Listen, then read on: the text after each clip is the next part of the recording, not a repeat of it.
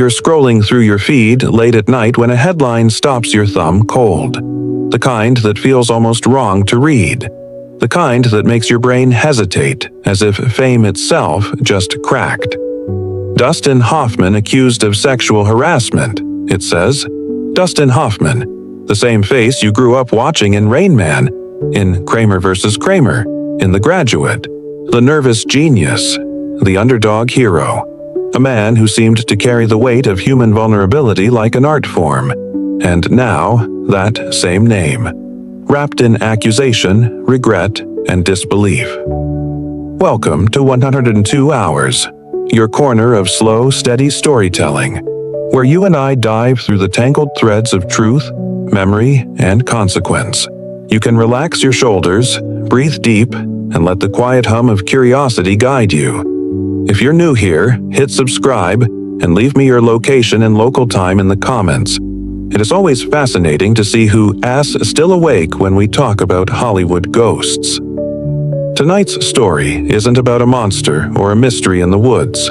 It's about the way power hides in plain sight, in the bright light of a film set, and the murkier shadows behind the camera. When news of the allegations broke in late 2017, it sent ripples through an already trembling industry. The Me Too movement had just begun to burn through silence like wildfire, naming producers, actors, and directors once considered untouchable. And now, Hoffman, with his 2 Oscars and 5 decades of reverence, was suddenly part of that same conversation. You feel the collective intake of breath across Hollywood. For many, this wasn't just another name on a list. It was a crack in something sacred. The belief that certain artists, by virtue of their brilliance, were somehow above ordinary sin. The first account came from Anna Graham Hunter, a writer who said she was 17 when she interned on the 1985 TV adaptation of Death of a Salesman. She described a man she once idolized, the great Dustin Hoffman, who, she alleged, groped her, made sexual comments, and joked about her body in front of others. Her words weren't explosive in tone. They were almost weary, like someone releasing something she'd carried for decades. Yet they landed like a thunderclap. You could feel it, that uneasy shiver that runs through an audience when the hero of the story suddenly changes shape. Hoffman's statement arrived soon after. "I have the utmost respect for women," he said, "and I feel terrible that anything I might have done could have put her in an uncomfortable situation." He added that it was not reflective of who I am. It wasn't a confession. It wasn't exactly a denial. More like a middle note, remorse without admission.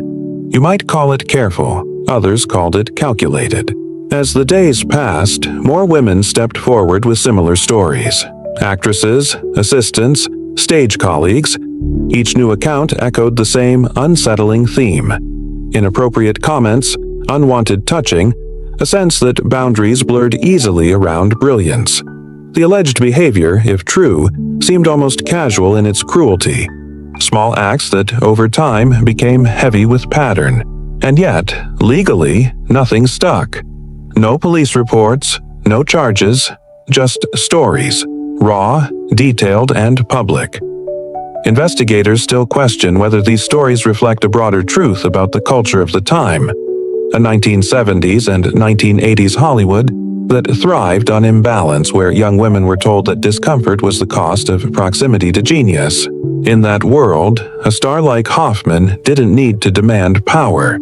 He simply exhaled it. The gravity of fame itself kept others orbiting quietly. It's a strange paradox, isn't it? You think of Hoffman's best roles, the fragile father in Kramer vs. Kramer, the autistic savant in Rain Man, the lonely man who cross-dressed for survival in Tootsie. He always played outsiders, men who felt misunderstood, cornered, human. That's what made him beloved. He looked like us, not like a god. And yet, behind that everyman face, women say there was a man who treated vulnerability as performance, not empathy. By now, you can feel the tension building, even through the slow cadence of this late-night story. It is the tension of contradiction.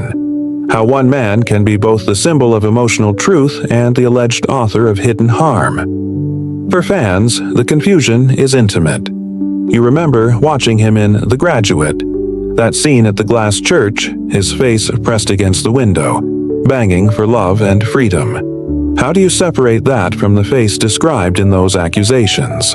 How do you hold both truths at once, the artist and the alleged abuser, without losing your grip on either?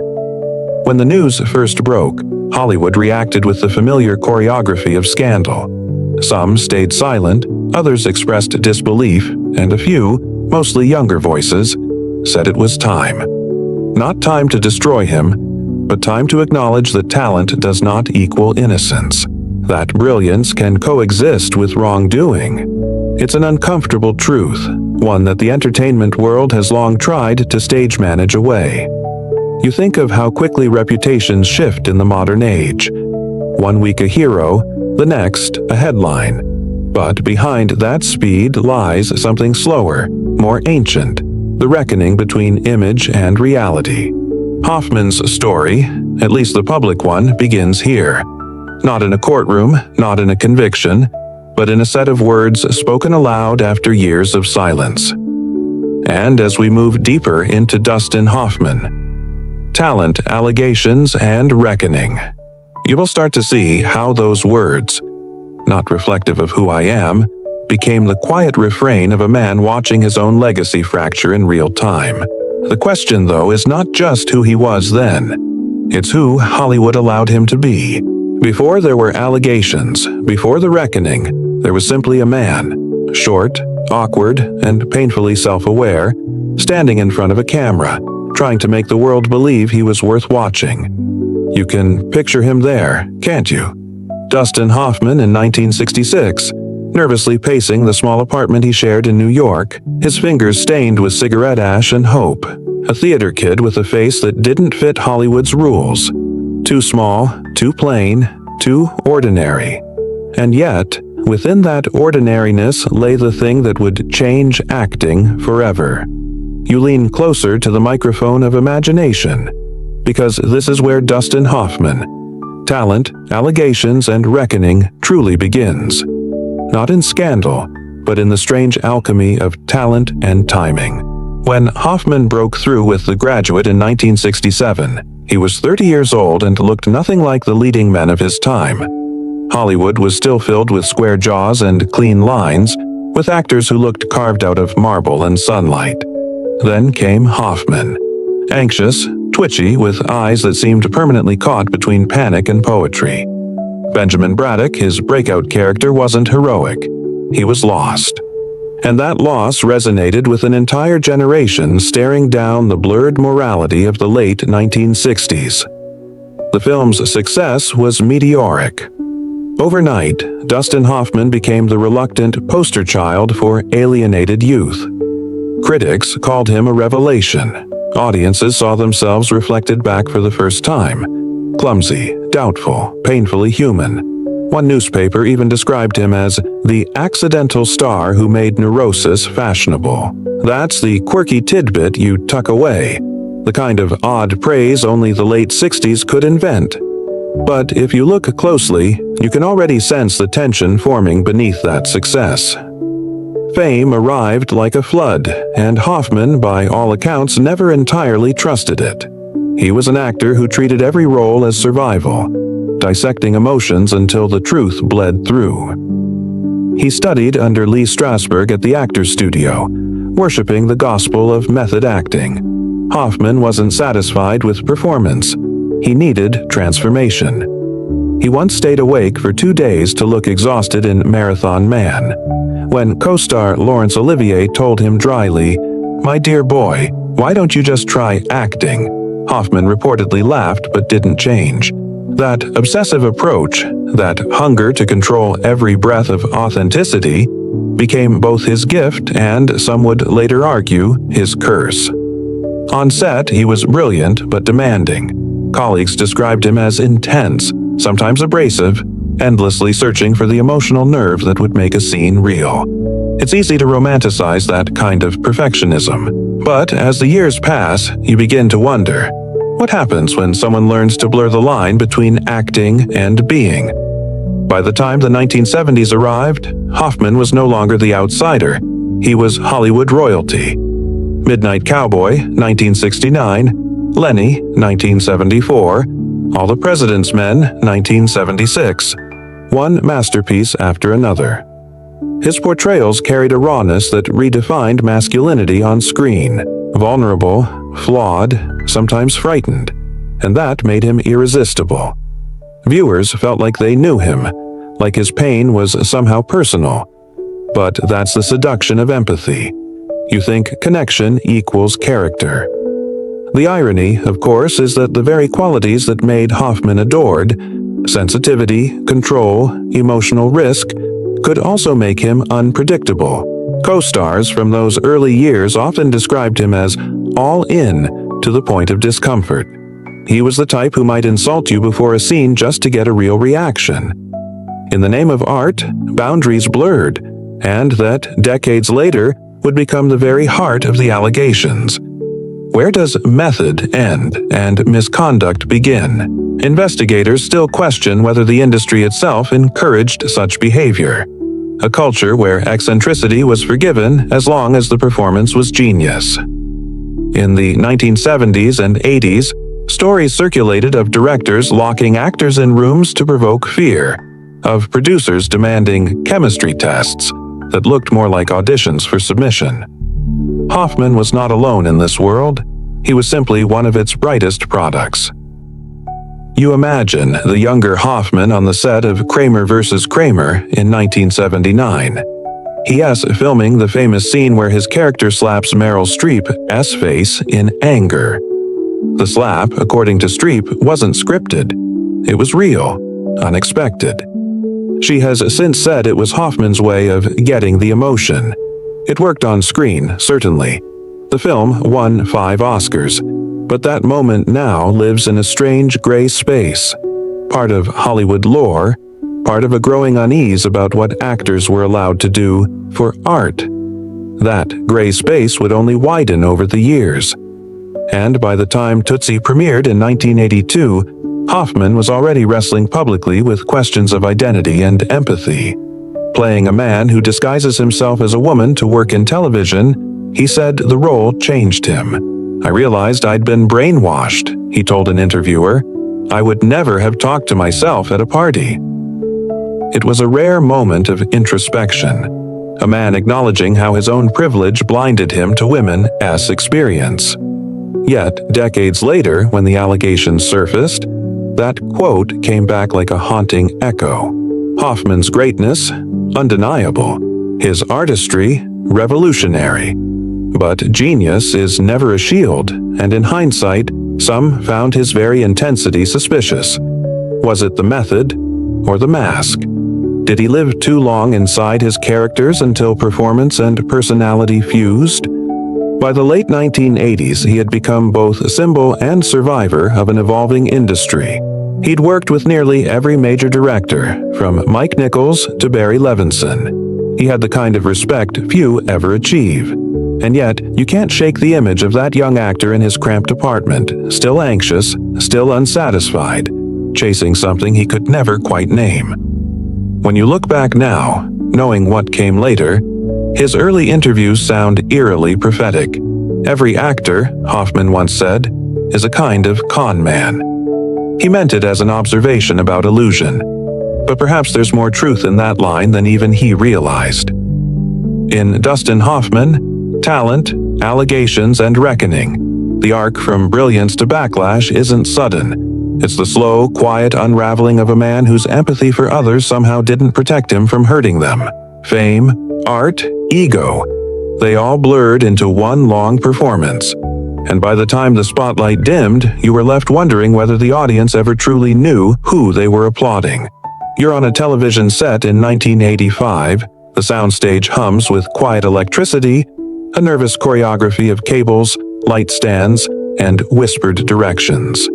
It's Death of a Salesman, the televised revival of Arthur Miller's masterpiece.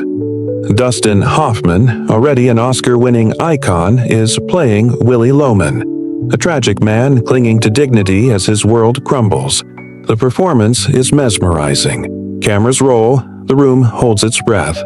But outside the frame, a very different story is being written. One that won to be told for more than 3 decades. Anna Graham Hunter was 17 then. A high school intern, bright, ambitious, thrilled to be anywhere near greatness. She described her days on set as something between a dream and a nightmare. According to her, Hoffman, the man she admired since The Graduate, turned that set into a maze of inappropriate remarks and unwanted contact. She said he asked about her sex life, touched her body, and joked openly about it in front of others. At the time, she laughed nervously, unsure how to respond. In 2017, when she finally shared her story publicly, the laughter was gone. You remember reading her column. Not furious, not sensational, just tired. "He was a hero of mine," she wrote, "and he was a predator." Those words sting like betrayal. Because to the public, Hoffman was the face of empathy, the actor who made you cry for lost fathers and broken marriages. But to Hunter, he was something else entirely, a man who wielded charm like camouflage. In the years since, others have debated how to read that moment in time.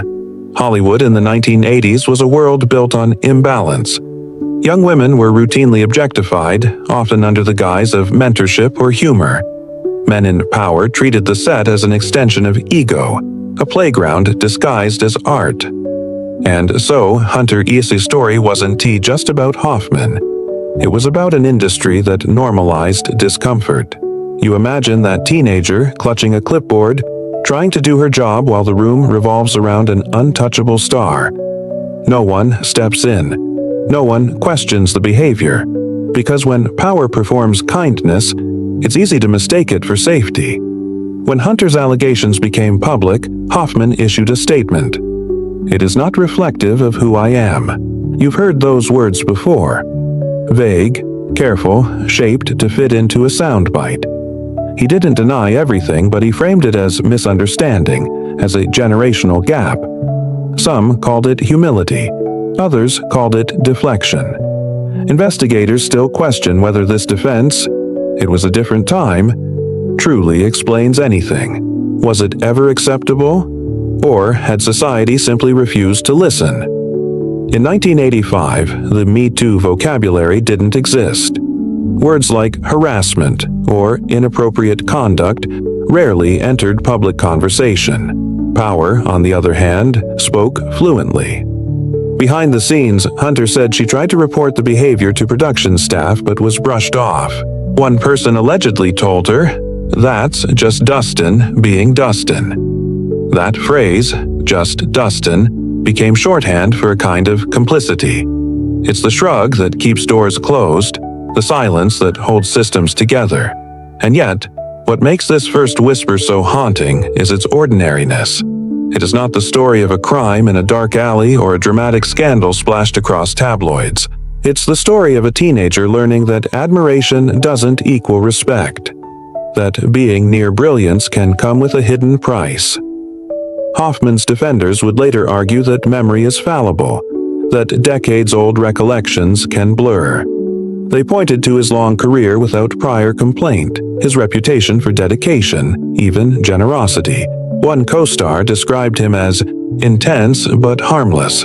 Another said, "He was tough, but never cruel." The contrast is dizzying, like 2 films playing at once, each insisting it's the real version. When you listen to Hunter's interviews, though, her voice doesn't waver. She sounds neither vindictive nor uncertain, just quietly certain of what she experienced. "I loved him," she said in one conversation. And then he broke that. There's something profoundly human in that confession, the heartbreak of discovering that your hero is also capable of harm. You pause for a moment, imagining Hoffman at that time, middle-aged, celebrated, probably unaware that every offhand joke, every casual touch, might someday echo across the decades. Did he mean harm? Did he even notice the imbalance of power he embodied? Investigators still question whether his alleged actions were deliberate exploitation or simply an actor lost in entitlement. the kind of everyday misconduct that Hollywood learned to excuse. The irony is sharp. While Hoffman was rehearsing lines about a salesman's moral collapse, about dignity and disillusionment, he was, according to his accuser, playing out a quieter tragedy off stage.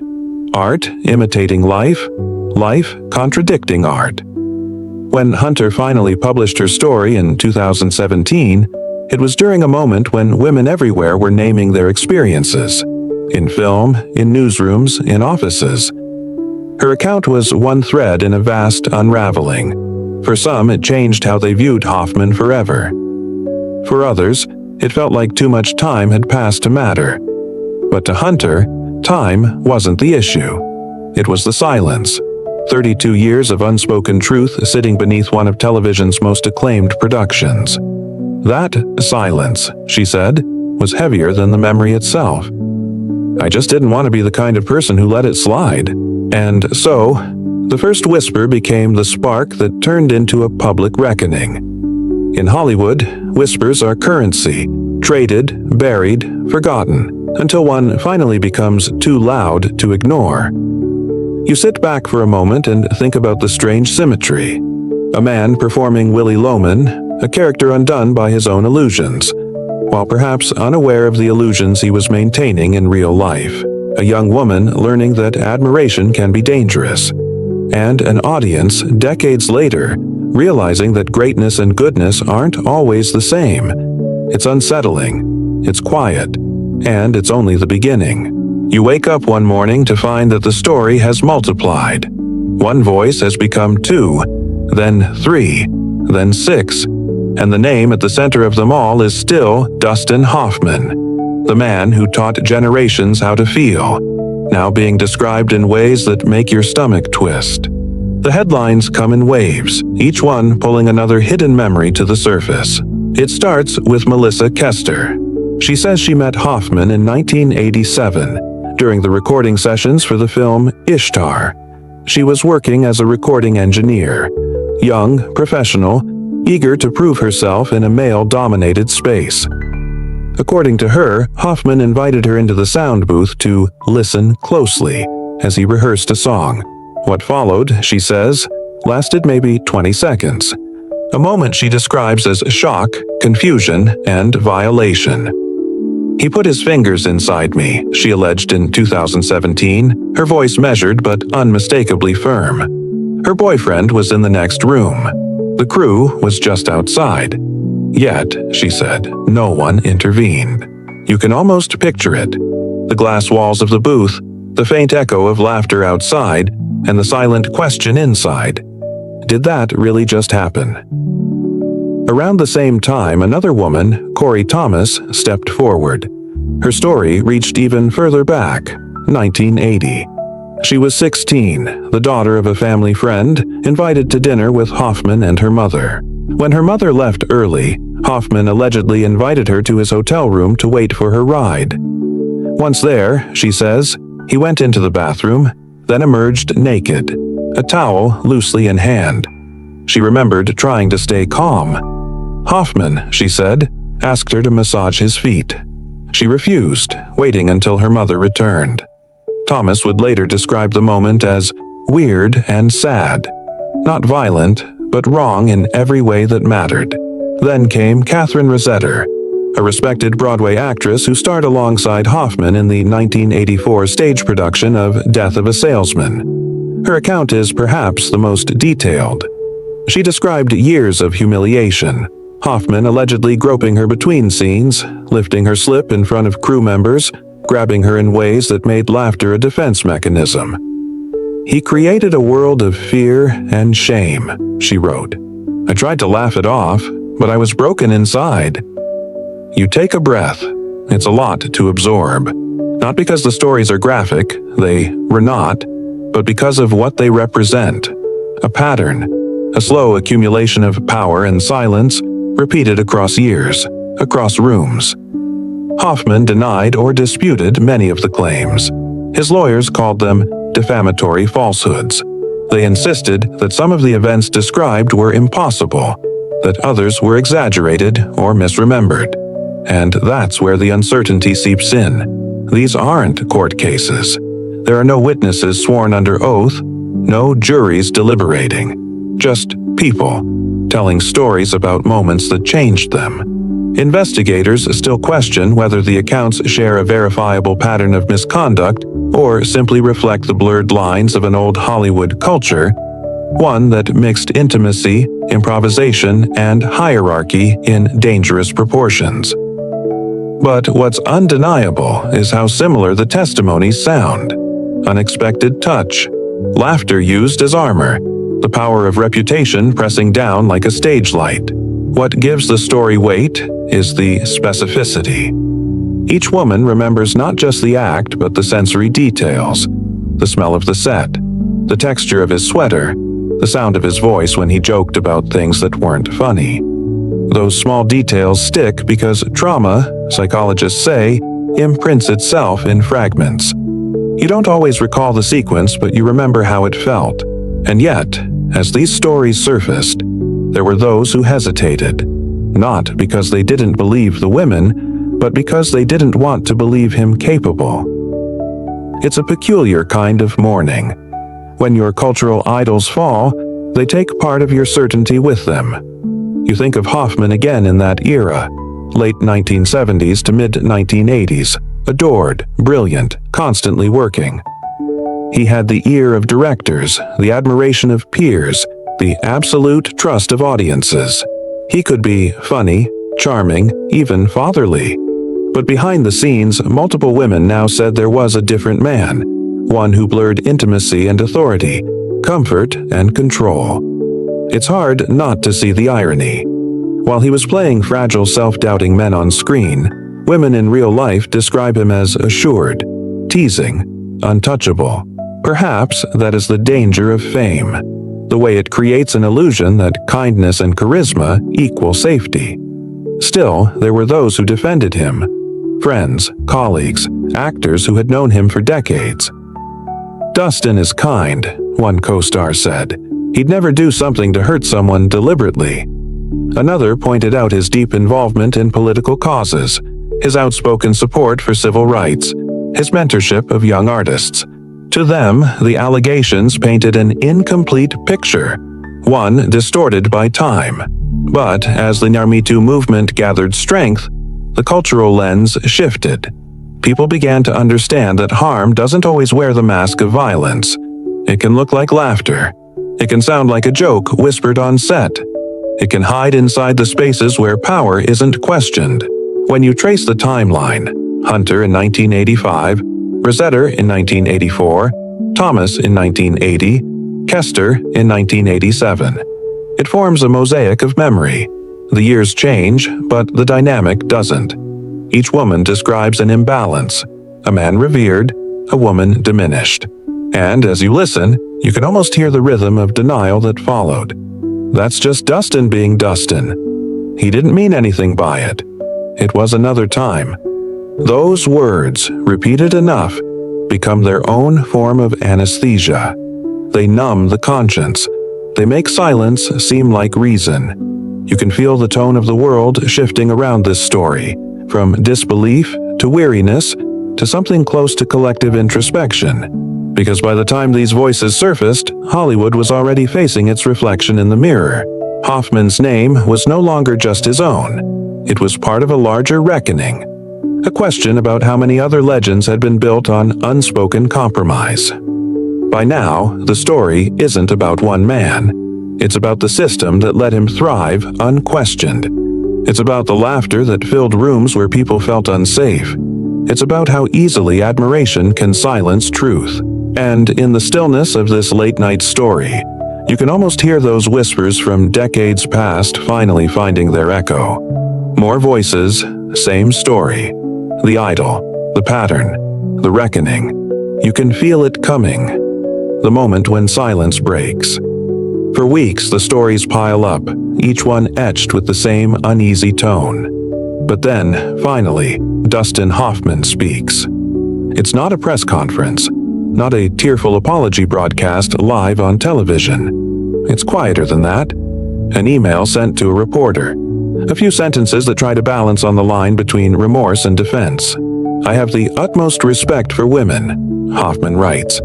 I feel terrible that anything I might have done could have put her in an uncomfortable situation. It is not reflective of who I am. You pause at that last line. Not reflective of who I am. It's a familiar phrase. Polished, practiced, almost reflexive. It's the kind of apology that doesn't quite admit wrongdoing, but doesn't deny it either. A performance of regret without the confession. Some read it as empathy, others as evasion. You imagine the newsroom debates. Columnists arguing over whether Hoffman's words sound genuine. Some point to his age, his era, his upbringing in a time when boundaries blurred differently. Others argue that those excuses no longer hold. Intent doesn't erase impact. Within days, the conversation spreads far beyond the allegations themselves. Talk shows dissected, social media swirls with outrage, and Hollywood begins its familiar ritual of selective amnesia. Projects quietly edited, public appearances postponed, old interviews resurfaced. Then, in the middle of all that noise, comes the John Oliver moment. It's December 2017, at a live panel celebrating the film Wag the Dog in New York. You picture the stage lights warming the room, the polite laughter, the nostalgic chatter about filmmaking, until John Oliver, the moderator, breaks the rhythm. His voice sharp but calm, he asks the question everyone else has avoided. Do you want to address the accusations that have been made about you? The air shifts instantly. Hoffman looks startled, perhaps even offended. The audience murmurs. A collective inhale. Hey, this wasn't supposed to happen. What follows is a public clash that plays out like a theater of discomfort. Hoffman insists the accusations are false, that he's been misrepresented. It didn't happen the way she said, he says. It's not who I am. Oliver presses. But what if it did happen the way she said? Doesn't the intent matter less than the experience she describes? Hoffman grows defensive. I don't know what I did wrong. I might have said something to offend her, but it was 40 years ago. Do you believe everything you read? The tension rises. There's no script here. No director. No retakes. Just two men on a stage, one clinging to dignity, the other demanding accountability. The audience shifts in their seats, caught between admiration and unease. Some applaud Hoffman's composure, others side with Oliver's persistence. By the end, no one leaves satisfied. Later, reporters will describe it as a collision between eras. The old Hollywood code, private indiscretions, public charm, meeting the new demand for transparency. Hoffman's reaction, to some, feels like deflection. To others, like a man blindsided, confused that what was once tolerated is now condemned. You can almost hear the frustration in his voice during later interviews. I'm not a predator, he says. I've spent my life trying to make people feel seen. And maybe that's the cruelest irony, that a man celebrated for empathy on screen is now accused of lacking it off-screen. Still, Hoffman never faced charges. No lawsuit. No formal investigation that led to punishment. Only the slow erosion of reputation, the kind that doesn't make headlines but lingers in the shadows of his name. When journalists reached out again months later, his representatives declined to comment. Hollywood insiders said he had retreated from public life, focusing on family, quietly accepting fewer appearances. But the silence wasn't peace. It was exile. The kind that doesn't end with forgiveness. In private circles, some peers expressed sympathy. Dustin's from a different generation, one producer said. He didn't understand the new rules. But even that defense carries its own weight, as if morality evolves only when culture demands it. And so, Hoffman's apology, or what passed for one, remains frozen in that ambiguous space. Part acknowledgement, part denial. A statement crafted to say something without saying too much.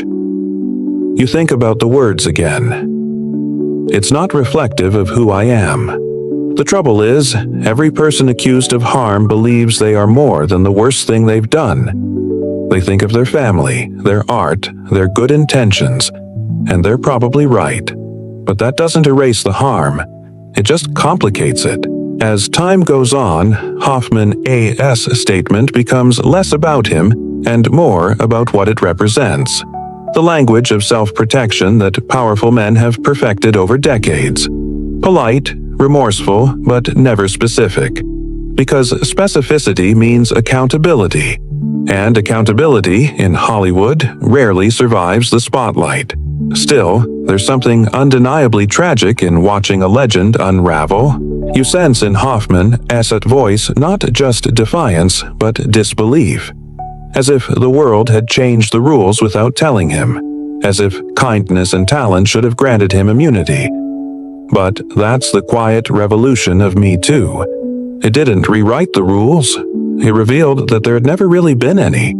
Only boundaries ignored by those who could. And so, his words hang there in history. Not quite an apology, not quite a denial. Suspended between memory and legacy. A mirror of Hollywood itself. Dazzling, defensive, desperate to be loved. You listen to that silence that follows and realize it says more than the statement ever did. Regret or rebuttal. The truth depends on what you choose to hear. You can almost hear the rustle of programs and the clinking of wine glasses as the audience settles in. It's December 4th, 2017, at the 92nd Street Y in New York City. One of those evenings where the air feels polite, cultured, and safe.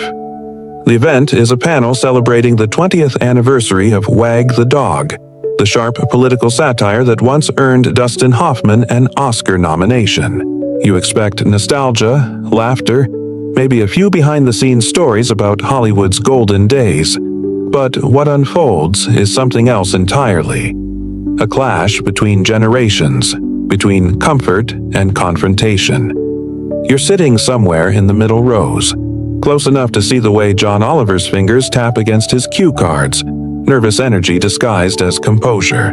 The HBO host is known for tackling politics and power, not for celebrity interviews. Yet tonight, he's staring across at one of Hollywood's most revered actors, and you sense that the room is about to shift. The talk starts innocently enough. They discuss political satire, the absurdity of truth in fiction, and the timing of the original film's release.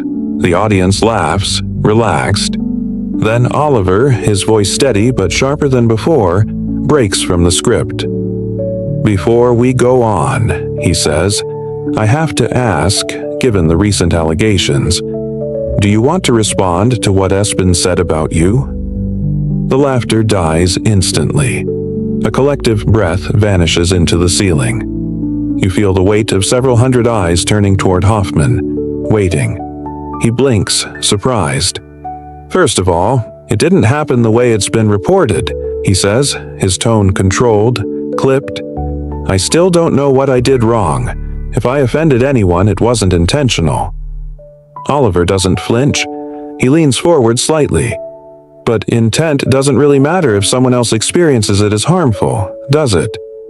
Hoffman shakes his head. 40 years ago, things were different. We said things that people wouldn't say now. That doesn't make them crimes. There's a murmur from the audience, uneasy, fragmented. Some nod, some cross their arms. You can almost feel the internal tug of war. Admiration for a man whose work shaped modern acting, versus the discomfort of watching him deflect real pain. Oliver presses on. But when multiple people say similar things, doesn't that mean something happened? Hoffman bristles. "You believe everything you read. You weren't there. I've been respectful to women my entire career." The silence that follows is louder than any argument. From the back rows, a voice shouts, "Leave him alone." Another adds, "Let's move on." But Oliver doesn't. "We can't move on," he says, "because this is exactly the problem." The conversation ends when it gets uncomfortable. The tension in the room thickens, as if even the stage lights hesitate. Hoffman looks weary now, perhaps frustrated, perhaps humiliated. You can see in his face a man unaccustomed to public doubt, an actor used to applause, now confronting disbelief. For nearly 30 minutes the exchange unfolds, a duel of tones and decades. Oliver, articulate and persistent, represents a younger generation demanding accountability. Hoffman, defensive and wounded, clings to the language of reputation. "I'm not a predator," Hoffman says quietly. "I'm just a man who might have said something wrong." You can feel Oliver pause, recognizing that sentence as the very heart of the problem. The idea that harm only exists when intention allows it. After the event, clips leak online. The internet erupts. Some praise Oliver for courage. Others call it a public shaming. Hoffman's defenders label it an ambush. His critics call it necessary. You scroll through the headlines the next day. John Oliver confronts Dustin Hoffman live. A tense exchange over Me Too. Hollywood's uncomfortable reckoning. Even late-night shows replay the clip, dissecting tone, phrasing, even body language. It asks no longer just about Hoffman. It asks about what happens when the veil of charm slips. Behind the scenes, reports suggest the exchange deeply affected him. Friends say he felt cornered, betrayed by an industry he helped build. One insider tells a journalist that Hoffman didn't understand why the world suddenly hated him. You think about that phrase, suddenly hated. It's not hate, you realize. It's disillusionment, the kind that comes when heroes turn human and humanity turns messy. What's fascinating, though, is how the moment becomes symbolic. It's no longer one man versus one journalist. It's a conversation about accountability itself, who gets to ask the questions and who gets to avoid them. Investigators still question whether that live confrontation changed anything concrete. Hoffman faced no new allegations afterward, no new cases. But public perception shifted. What was once reverence became discomfort. Casting calls slowed. Awards shows stopped mentioning his name. The John Oliver exchange didn't end his career. It ended his immunity. Months later, when Oliver was asked if he regretted the confrontation, he replied simply, "If you can't ask a question like that, then what's the point of being in the room?" It's a brutal honesty that lingers long after the applause fades. You imagine Hoffman at home, years later, watching that clip resurface on social media. The face looking back at him isn't the actor from Kramer vs. Kramer or Rain Man. It's an older man caught between fame and fallout, trapped in a conversation he can never quite finish. And you realize, maybe that's the real reckoning. Not the loss of legacy, but the endless replay of a moment when someone finally said aloud what everyone else whispered. The stage lights dimmed that night, but the echo, that sharp, unresolved tension, still hangs in Hollywood's air. You picture the year, 1984. Broadway is alive, pulsing with energy and ambition. The marquees glow like constellations across Manhattan, and inside every dressing room, every rehearsal hall, actors chase perfection under hot lights and tighter deadlines. The smell of dust, sweat, and makeup hangs in the air. And in the middle of it all, Dustin Hoffman is at the peak of his power. He's not just a movie star visiting the stage. He's the Dustin Hoffman, an artist who has conquered Hollywood and returned to Broadway like a knight revisiting his birthplace. The play is Death of a Salesman, Arthur Miller's classic tragedy of disillusionment and dignity. Hoffman plays Willie Loman, the everyman destroyed by false hope. A role so intense it leaves audiences trembling. Critics call it electrifying. Tickets sell out for weeks. But behind the curtain, a different story is whispered. It starts with the recollection of Catherine Rosetter, an actress who shared the stage with Hoffman night after night. In 2017, amid the wave of Me Too revelations, she publishes her account. A deeply personal, painful memory of the man she once called a mentor. She writes that during their run together, Hoffman's behavior crossed lines she never consented to. Allegedly, his hands would wander during intimate scenes, concealed from the audience by the stage lighting and blocking. He'd make comments, she says, disguised as jokes, or slip into her dressing room uninvited. He would whisper things between takes, she recalls, and sometimes when the lights went down, his hand would find me. You take a breath before continuing. Rosetta says she tried to laugh it off at first, afraid to ruin her career or be labeled difficult. Hoffman was, after all, not just her co-star, but one of the most powerful figures in American theater at that moment. Their names were intertwined. His fame amplified hers. His shadow covered her. In her essay, she describes the toll it took. Panic attacks, dread before performances, the sense of betrayal from someone she'd admired. She says she told friends, but no one believed her, or no one wanted to. You think about that, how silence isn't always chosen. Sometimes it's enforced by admiration. Hoffman never publicly addressed Rosetta's allegations in detail. His representatives at the time said he stands by his previous statements, meaning his earlier broad apology for anything offensive or unintentionally hurtful. To date, he's never admitted to specific wrongdoing and no legal action was ever taken. Still, the details she recounts feel disturbingly specific. The way stagehands looked away, the jokes he'd make in front of others, the rituals of rehearsals that felt safe until they weren't. Investigators still question whether others on that set noticed something, or whether, as often happens in show business, people saw only what they wanted to see. Rosetta's story became one of the later waves of accusations, surfacing after the initial 2017 reports. By then, the culture had shifted. The world was finally listening to stories that had been buried for decades. And yet, reading her account, you're struck by how ordinary it all sounds. The same pattern echoed in so many industries, so many rooms. An older man in power, a younger woman told to be professional, and the slow corrosion of trust beneath applause.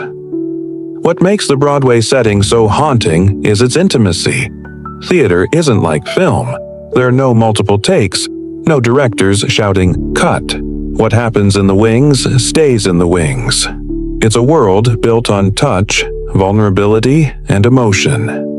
The line between performance and reality blurs easily. Hoffman, by all accounts, was an intense method actor. He believed in total immersion, living his roles, pushing himself and others toward raw authenticity. Co-stars often described him as exhausting but brilliant. Some called him a perfectionist, others a tyrant. And so you wonder, did that same obsession with realism become an excuse? Did he convince himself that boundaries were flexible in pursuit of truth? Because that's the thing about method acting. It demands empathy, but sometimes erases it too. Rosetta's story, decades later, adds another layer to Dustin Hoffman: talent, allegations, and reckoning. It's not about career destruction or public spectacle. It's about the smaller, quieter harm that never makes front pages but reshapes lives all the same. In interviews after her piece was published, Rosetta said she wasn't trying to destroy Hoffman, only to reclaim her narrative. "I loved acting," she said, "but that experience made me afraid of what acting required." Her voice trembled slightly, the kind of tremor that tells you the wound is still open. Others from that production, including members of the crew, later shared mixed memories. Some remembered laughter and camaraderie. Others admitted that Hoffman could be flirtatious or invasive. One stagehand said, "We thought it was just Dustin being Dustin." That line, "just being Dustin," hangs heavy in the air. It's the phrase that follows so many powerful men through decades of unchecked behavior. A casual dismissal disguised as understanding. A pass that cost someone else their peace. By the late 2010s, when these stories resurfaced, Broadway itself was confronting its own reckoning. Intimacy coordinators became standard. Actors were trained on consent protocols. The old culture of take it or leave it began to dissolve. Slowly, but the ghosts of that stage remain. If you walk down West 48th Street today, Past the theater where Hoffman once performed Death of a Salesman, the posters have changed, but the walls remember. They've seen brilliance and betrayal in equal measure. You imagine sitting in the empty balcony now, long after the applause has faded, and hearing the faint echo of dialogue from that play, "Attention must be paid." Arthur Miller meant it as a plea for empathy, for recognizing the quiet tragedy of ordinary men. But in the story of Dustin Hoffman, it feels like something else entirely. A demand for accountability, whispered across decades. You start to notice the rhythm, not in the dialogue of a film, but in the way the allegations unfold. One voice, then another, each separated by time, geography, and career, yet united by eerily similar phrases. He was charming. He was inappropriate. I didn't feel safe to speak then. You've heard this rhythm before, in boardrooms, in casting offices, in late-night talk shows where silence is mistaken for forgiveness. In Dustin Hoffman, talent, allegations, and reckoning, this pattern doesn't just belong to one man. It belongs to an entire system built on reverence and fear. It's the late 1970s, the 1980s, even into the 1990s, an age when powerful men moved through Hollywood like emperors in tailored suits. Hoffman, beloved for his brilliance and intensity, was one of those rare actors who seemed immune to criticism. Every interview called him difficult but worth it. Every director told stories about his eccentricities, his pranks, his relentless perfectionism, and the world laughed, enchanted by the myth of the tortured genius.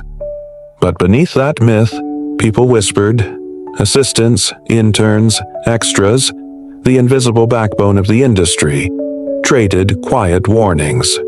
Don't be alone with him, one might say. Or, he likes to test boundaries, but it's nothing serious. Nothing serious.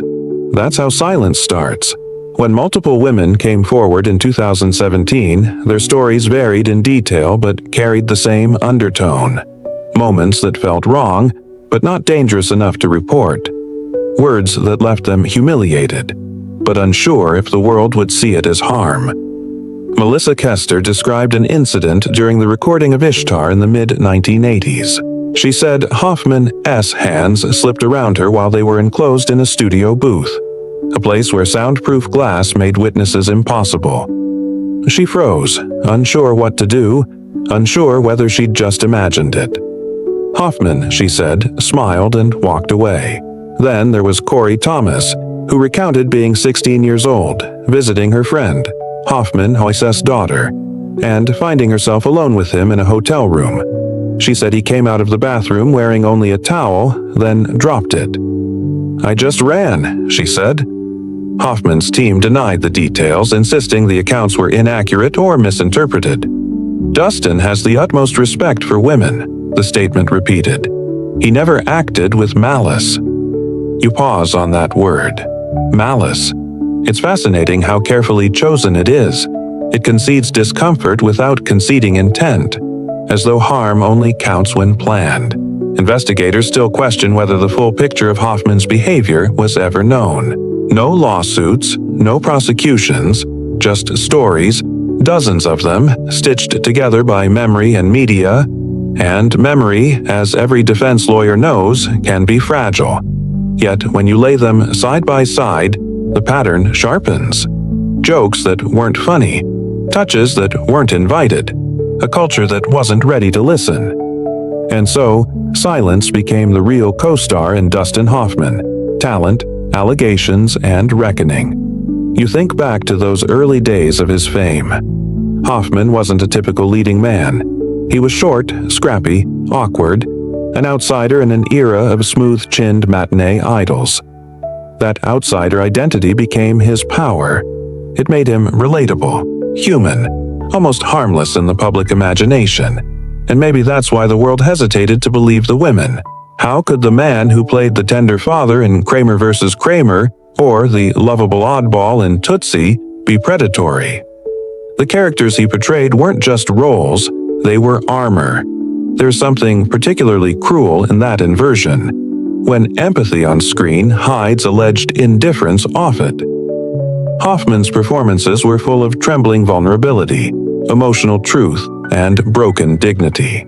His craft taught generations of actors to feel everything. But perhaps the line between feeling and crossing blurred too easily for those who worshipped the art above the ethics. And the system, of course, rewarded it. Directors called it commitment. Producers called it method. Studios called it box office. Each title a layer of protection wrapped around behavior that, in hindsight, looks unmistakably like abuse of power. In those decades, complaints didn't survive long in the pipeline. HR wasn't designed for accountability. It was designed for damage control. Agents warned clients not to make waves. Careers could vanish with a single accusation. And usually, it wasn't the famous man's. When the Me Too movement exploded in 2017, Hollywood's power dynamics shifted overnight. Suddenly, men who had ruled for decades were being asked to explain themselves. But even then, Hoffman's story stood out for its strangeness. He was neither charged nor fully exiled. His work remained celebrated. Streaming platforms kept his films, awards shows didn't revoke his Oscars, and yet he disappeared. No new roles, no red carpets, just silence. It's a quieter form of accountability. Not punishment exactly, but erasure. And that silence became its own conversation. What happens when someone isn't tried by the law, but by history? What does reckoning look like when it arrives too late for justice, but too soon for forgiveness? You can almost hear the whisper of old Hollywood executives saying, "We didn't know." But of course they did. They always do. The real question isn't whether Hoffman's alleged actions were criminal. It's whether they were ignored because talent excused everything. Because in this industry, power doesn't just corrupt, it muffles.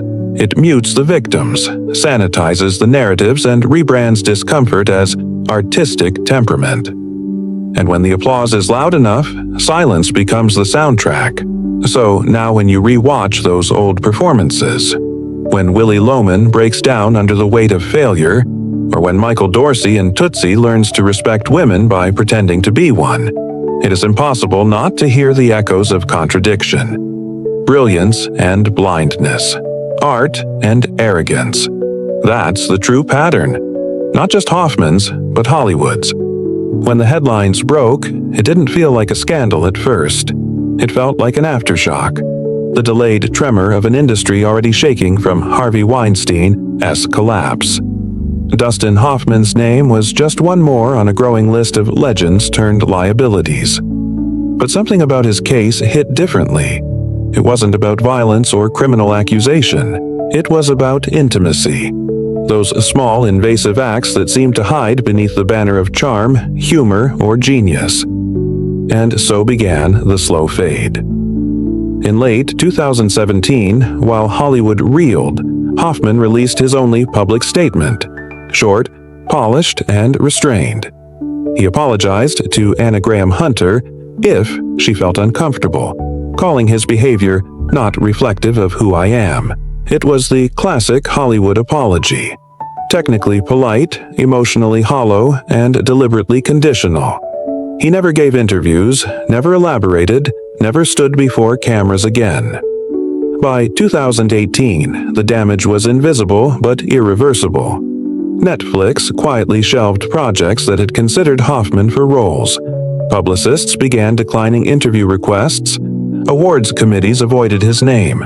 No official ban, no public shaming. Just a soft, suffocating silence. That's how Hollywood buries its ghosts.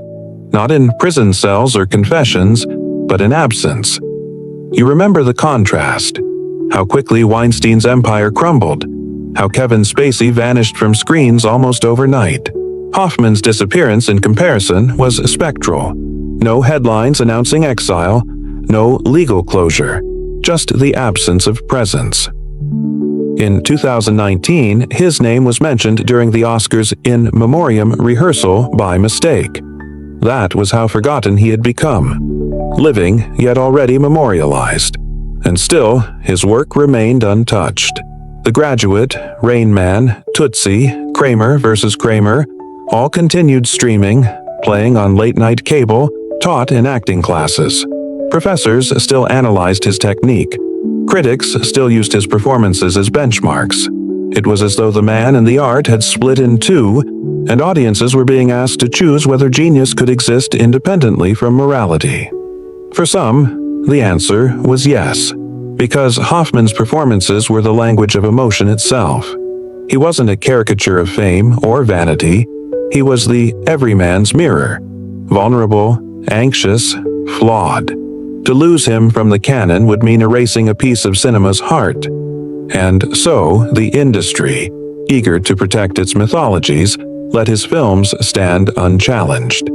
But survivors and advocates saw something else. They saw how selective memory sustains abuse, how nostalgia acts as a smokescreen, how audiences, in loving the work, help shield the worker from accountability. That tension became the core of Hoffman's post-We Deared Me Too legacy, the struggle between remembrance and reckoning.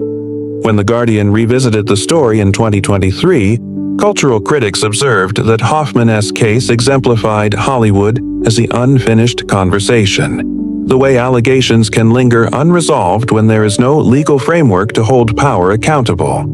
Without charges, without trials, the world is left to judge in the court of perception.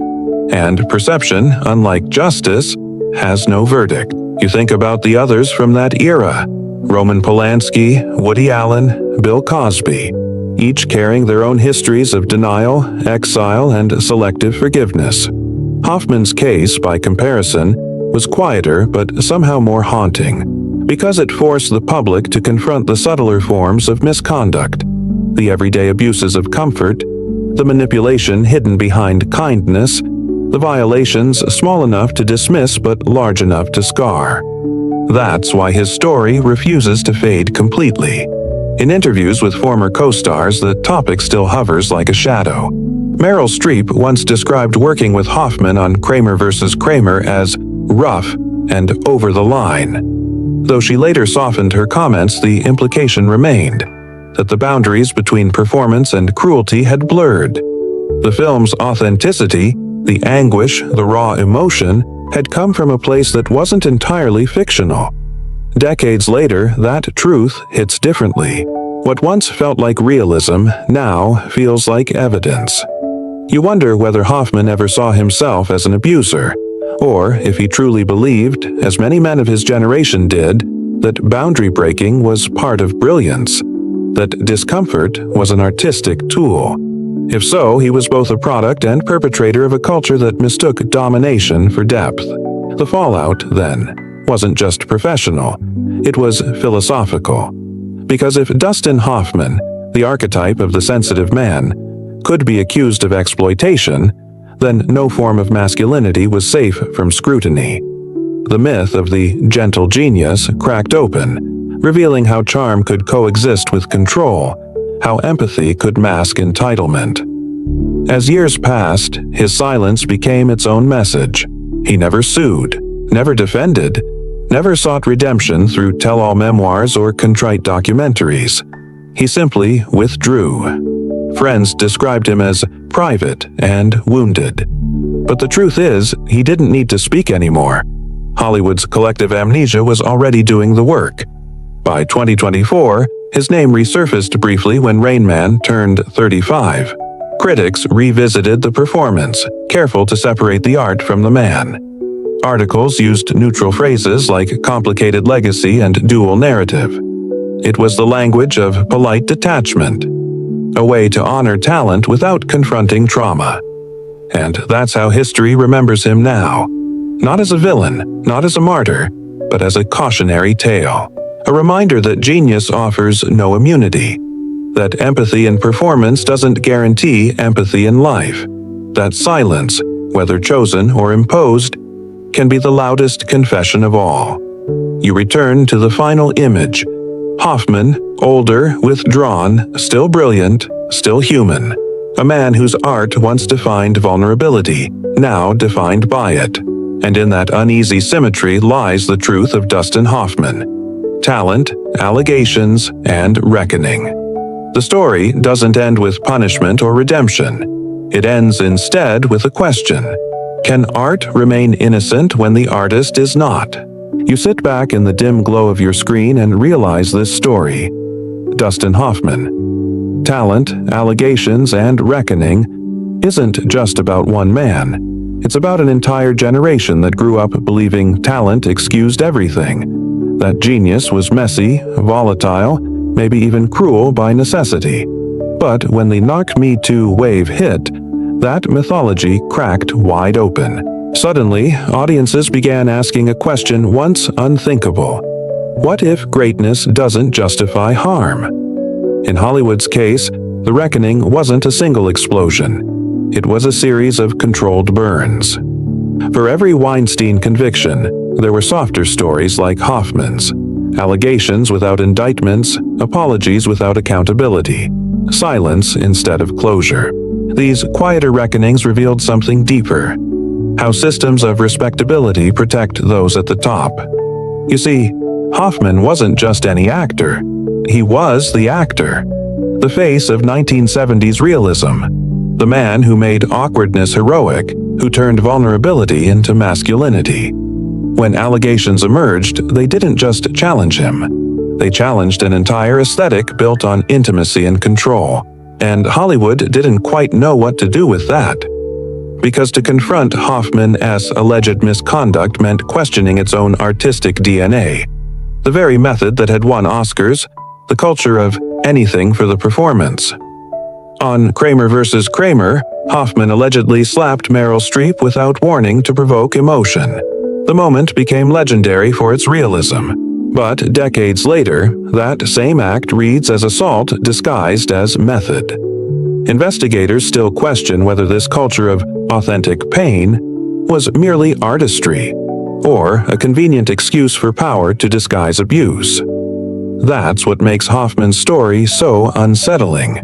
It exposes the soft spots in Hollywood's conscience, the ones that prefer nuance over responsibility, nostalgia over truth. By 2019, universities teaching film studies began updating their syllabi. Professors didn't remove Hoffman's films, they reframed them. In lecture halls, The Graduate wasn't just a coming-of-age story anymore. It was a text about gender dynamics and entitlement. Tootsie, once celebrated as a clever gender satire, now felt like an artifact from a blind era of sexism cloaked in wit. And yet, students still admired the performances, still cried at the final scene of Rain Man, still quoted Mrs. Robinson. That contradiction, loving the art while knowing the darkness, became the cultural norm. It wasn't hypocrisy so much as evolution. Society learned that admiration doesn't require absolution. You can acknowledge brilliance and still demand accountability. You can remember without revering. In interviews, several of Hoffman's peers expressed private confusion. "We didn't think like that back then," one director said. "We thought pushing limits was the point." That sentence alone captured the generational divide. The old guard saw boundaries as obstacles. The new guard saw them as protection. By 2020, the industry had implemented formal intimacy coordinators, professionals ensuring consent on set. That change, subtle but monumental, was part of the cultural inheritance of stories like Hoffman's. He never stood trial, but his case became an invisible lesson. What happens when power goes unchecked? When genius operates without accountability? And yet, the reckoning remains incomplete. Because Hollywood still loves redemption arcs more than reform. The same magazines that once condemned Hoffman now run nostalgic retrospectives. The same audiences that cried, "Cancel," now stream his classics in quiet comfort. You notice how people say, "It was a different time," as if time itself absolves behavior, as if the past's ignorance cancels the present's awareness. But that's the illusion. Time doesn't erase, it only reveals. In this cultural mirror, Hoffman becomes both a symbol and a warning. A man who represented emotional intelligence on screen, yet perhaps failed to extend it off screen. A reminder that empathy performed isn't the same as empathy practiced. The media, too, evolved. In early Schrodinger's Me Too coverage, journalists raced to expose. Later, they learned to contextualize. By 2023, the tone shifted. From scandal to reflection. The New York Times described Hoffman's case as a parable of discomfort, illustrating how small acts can accumulate into systemic patterns. And maybe that's the hardest truth of all. Abuse doesn't always roar. Sometimes it whispers. You think of Anna Graham Hunter, the woman who broke decades of silence to tell her story. She was 17, then middle-aged, still carrying that unease. Her courage didn't end a career. It reframed a culture. She didn't demand punishment, she asked for honesty. And honesty in an industry built on illusion is revolutionary. By now, the phrase cancel culture floats everywhere, yet few remember its origin: accountability. What people call canceling is often just the sound of consequence, and Hoffman's silence, his retreat from public life, may be the quietest form of that consequence. So, what did we learn? We learned that charisma can coexist with cruelty, that talent doesn't erase transgression, that progress often begins in discomfort. But what didn't we learn? We still haven't found the balance between justice and forgiveness. We still confuse nostalgia for moral neutrality. We still protect the myth because it feels safer than facing the man behind it. And maybe, in that way, Hoffman remains both mirror and myth, reflecting what we want to see and what we refuse to confront. As the lights fade and the credits roll, you realize the reckoning isn't his anymore. It's ours. Because whether or not Dustin Hoffman ever returns to the screen, the questions his story raised still sit with you, in the quiet hours, in the glow of your own reflection. And perhaps, in that uneasy silence, the true reckoning begins. The passage of time softens everything, even outrage. But in Dustin Hoffman, talent, allegations, and reckoning, that softening doesn't feel like forgiveness. It feels like confusion wrapped in nostalgia. You can sense it whenever the conversation shifts from condemnation to comparison. When people say things like, "But he was from another era," or "He didn't know better back then." And that's the generational fault line. What one generation calls context, another calls excuse. For those who came of age in the 1970s, Hoffman represented rebellion against conformity. The anti-leading man, raw and unfiltered, emotional before it was fashionable. He was the counterculture, proof that vulnerability could be powerful. That was the magic of The Graduate. A nervous, uncertain man becoming a symbol of liberation. But for younger audiences, that same nervous charm now reads differently. What once seemed bold can now feel manipulative. What once looked like innocence can now feel like ignorance. You can almost hear the generational dialogue. One voice nostalgic, another demanding accountability. Older fans insist you have to understand the times.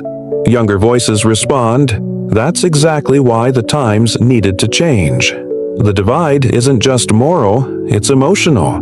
To one generation, Hoffman's films are comfort food, the cinematic version of vinyl crackle and sepia tones. To another, they're case studies in the evolution of consent and gender power. And somewhere in between lies a strange empathy, a willingness to love the art while mourning the harm. Investigators still question whether society's changing values have truly reshaped behavior, or just language. Have we become more respectful, or merely more careful?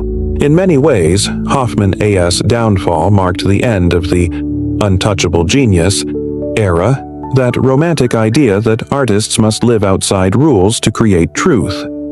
By 2025, few actors could behave as Hoffman allegedly did on a set without backlash. Boundaries are explicit now. Consent is formalized. The mystique of madness has given way to the responsibility of mindfulness. But that shift came with loss, too.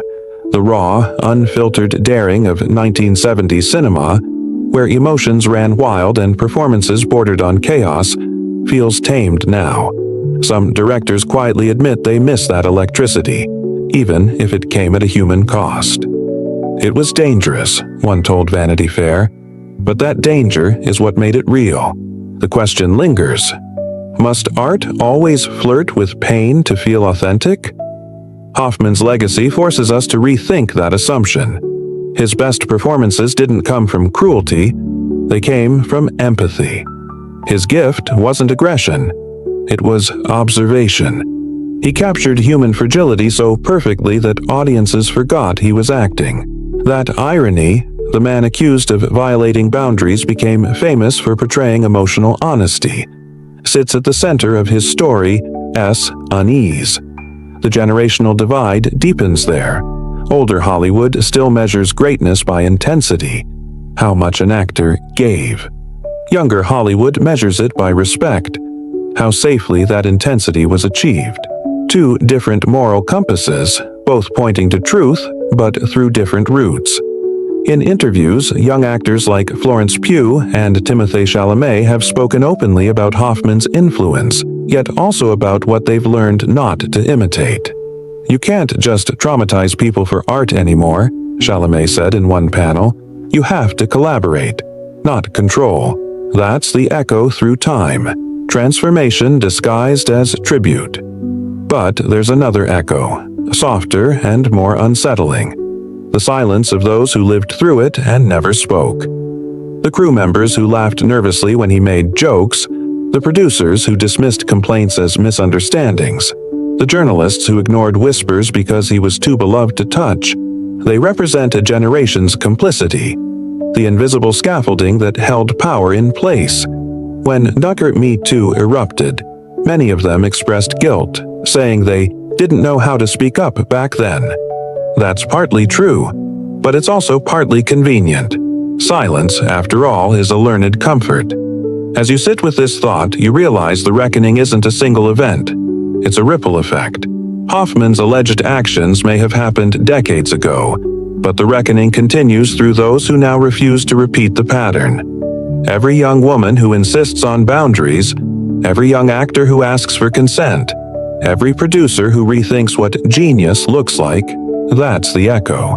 There's something strangely hopeful in that, because while the past can't be rewritten, its echoes can be reshaped. Every generation gets the chance to retranslate its heroes, to decide what parts to keep and what parts to let go. And in that reinterpretation lies healing.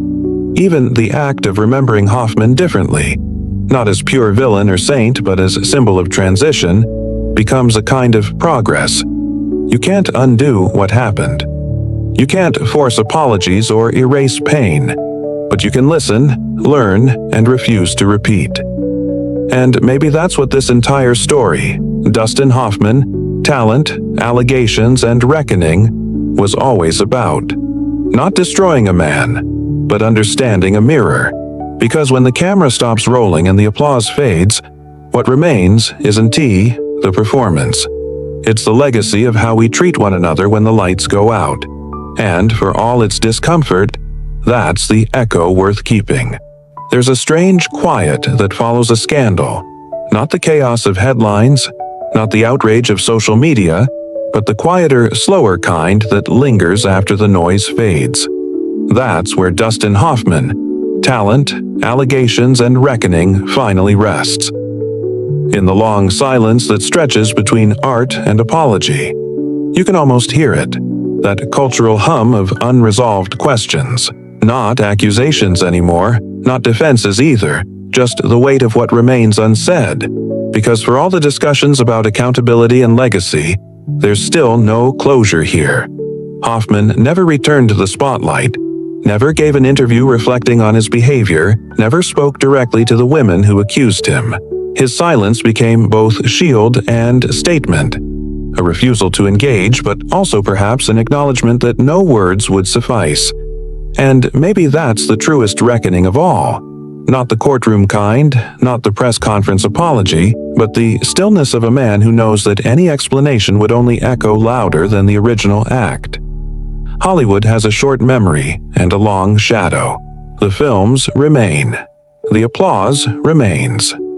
The images of a young Dustin Hoffman, awkward, brilliant, self-effacing, still flicker on screens across the world. To some, he's the eternal Benjamin Braddock, forever standing uncertain in front of Mrs. Robinson. To others, he's the symbol of an era that confused charm with consent. And yet, both can be true. That's what makes his story, and this story, so haunting.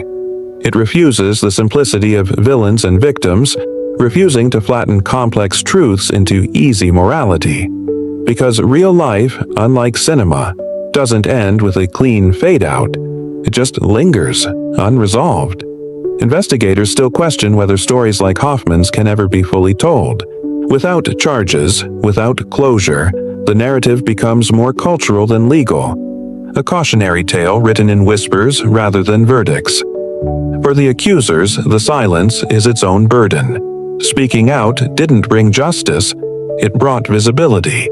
But sometimes visibility is a kind of power too, a way of ensuring that what happened doesn't vanish into myth. For the audience, the reckoning continues every time Rain Man plays on a streaming service or Kramer vs. Kramer is taught in a film class. We're forced to decide, again and again, what to do with art made by flawed hands. Some separate the man from the work, others say you can't. The truth, as always, lives somewhere in between. What remains unsaid is this. The cost of silence is an DT neutrality. It as endurance. Silence doesn't erase pain, it preserves it. And for all of Hoffman's mastery of dialogue, his lasting contribution to culture might be the conversation his absence created. You think back to the first moment, the spark of revelation in 2017 when Me Too turned from whisper to roar. Hoffman's name was one of hundreds, and yet his story stood out because it felt intimate. Not monstrous, not cinematic, but painfully ordinary. The small cruelties, the casual boundary crossing, the things people once laughed off as just him being him. That's what lingers in the long shadow. Not just what happened, but how easily it was allowed to happen. In the quiet corners of the industry, change is visible now. Productions have codes of conduct. Actors are trained in consent. Directors are held accountable. It's imperfect, but it's progress. Every generation learns a little faster. Still, you can't help but wonder, what if Hoffman had spoken? Not to deny, not to defend, but to reflect. What might he have taught? Not as a teacher of acting, but as a student of consequence. We'll never know. And maybe that's the point. Some stories end not with redemption, but with reflection. Not with forgiveness, but with awareness. The long shadow doesn't erase what came before. It simply changes how we see it. When you think of Hoffman now, you don't picture the roles or the Oscars. You picture the silence, and what that silence says about power, fame, and humanity. Because in the end, this isn't just his story. It's a map of how we learn, unlearn, and keep learning. Dustin Hoffman. Talent, allegations, and reckoning isn't about the fall of one man.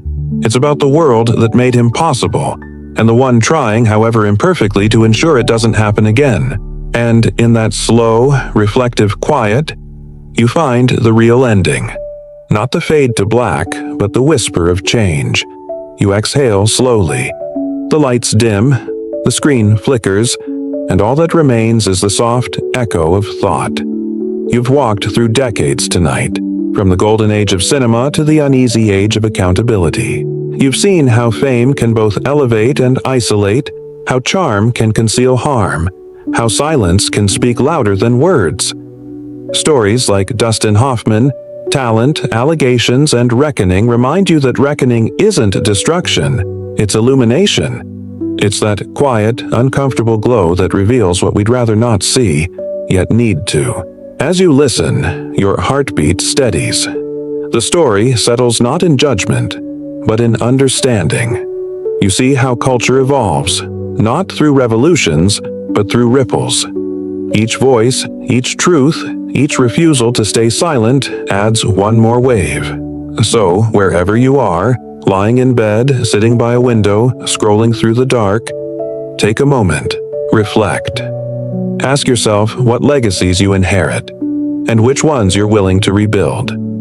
Here on 102 Hours, we linger in the gray, where truth is complicated, but compassion always wins. Like, subscribe, and tell me, where are you listening from? And what time is it there right now? I'll be here, as always, in the quiet. Until next time, sleep easy.